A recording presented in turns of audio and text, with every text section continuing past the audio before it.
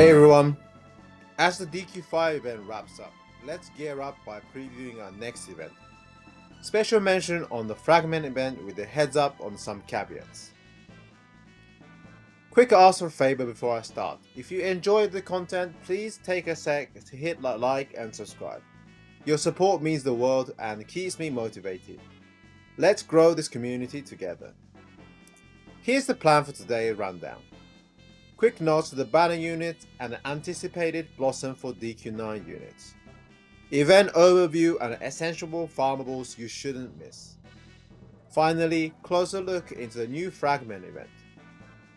Usual routine disclaimers. This info is based on the JP version of DQT, hence it has some forward-looking statements. Always take the information with a pinch of caution. Banner units at a glance. Check out this slide for a quick look at the featured banner units. Both are exceptional in their own right. First is a Hellfire Prince Zaro, or Prince Zaro for short. Prince Zaro is a heavyweight 65 hero equivalent of Dark Lords. He boasts unique qualities that set him apart. Screen grab for details, but noteworthy features including a strong crack attack, effective against foes like Ladger, 2x last stands, and remarkably high agility, pairing well with his odd turn buffs. I'll be doing a detailed review on this unit in days time. Next up, Sea Sprite Rose. Rose is akin to Summer Seraphie but brings her own flair. Her auto heal when attacked is great as we know from Seraphie, but what makes her special is the ability to not only heal but also providing an AoE tension buff. Although it lasts for just one turn, this buff boosts damage by 20% of any unit, irrespective of their damage type. This makes her incredibly adaptable and versatile support unit. Additionally, her one-time status immunity is a nice passive perk. Exploring the DQ9 Blossom units. Let's delve into DQ9 Blossom units featured on your screen. While these units may initially wow you, it's crucial to know that they are already non-meta in JP RTA. Their prevalence for RTA purposes might be short-lived, but don't miss them entirely as they still have potential for other contents in TNT. Godwyn, enhanced Zam Martial attacker with an auto revive and a mini wrath of 1.3 times the damage. His death follow-up curse skill activates twice now with revive mechanics, which can have some nice RNG knock-on effect.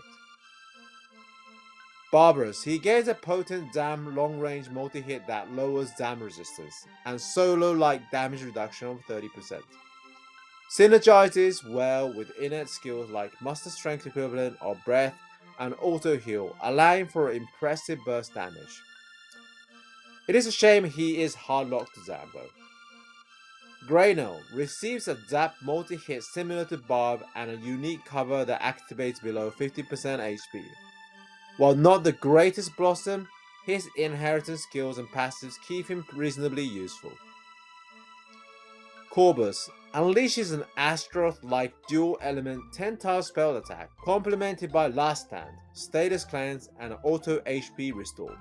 Despite his fantastic list of traits, the rise of power creep in the game and inability to handle enemies with bounce may limit his effectiveness.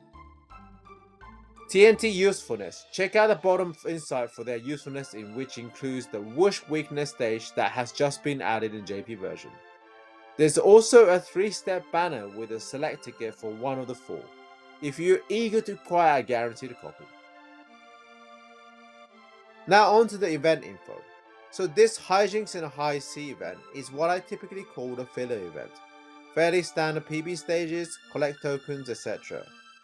Want to highlight a couple interesting farmable within that. And last, I'll touch on the Fragment event, how it's quite different to previous ones. Quick note about potential special paid banner we may or may not see.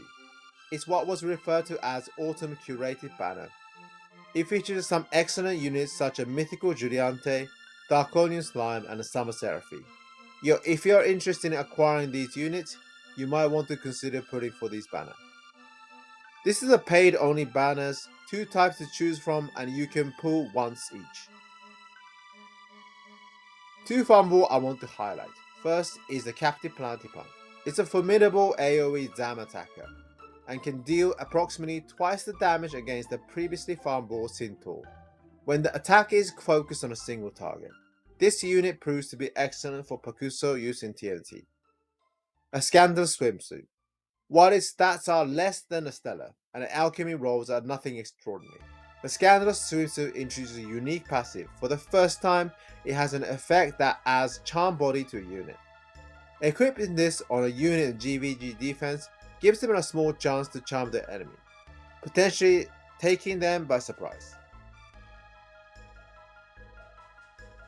Other thermals are fairly standard, and I will share my quick thoughts on each of these.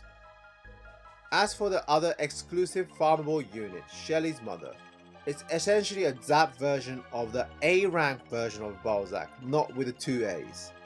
I would categorize it as an okay A rank unit. It's likely that you still find yourself farming this unit though, for the next topic specifically to gather fragments.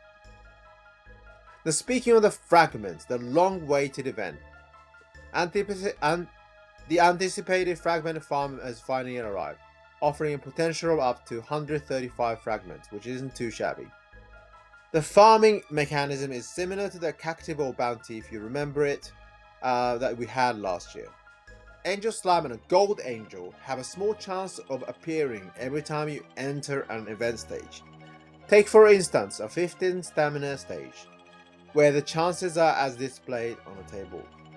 Take a note, if you recall the Cactival bounty event, you might remember the ability to fish for these monsters to spawn. You can keep restarting the fight until the Angel Slime or Gold Angel appear on your screen. So you might be asking, how many Angel Slime and Gold Angel do you need to take down? The deal is this: dispatch 5 Angel Slimes or 1 Gold Angel, you complete a mission, earning yourself a ring. With that ring, you can snag a fragment of your choice.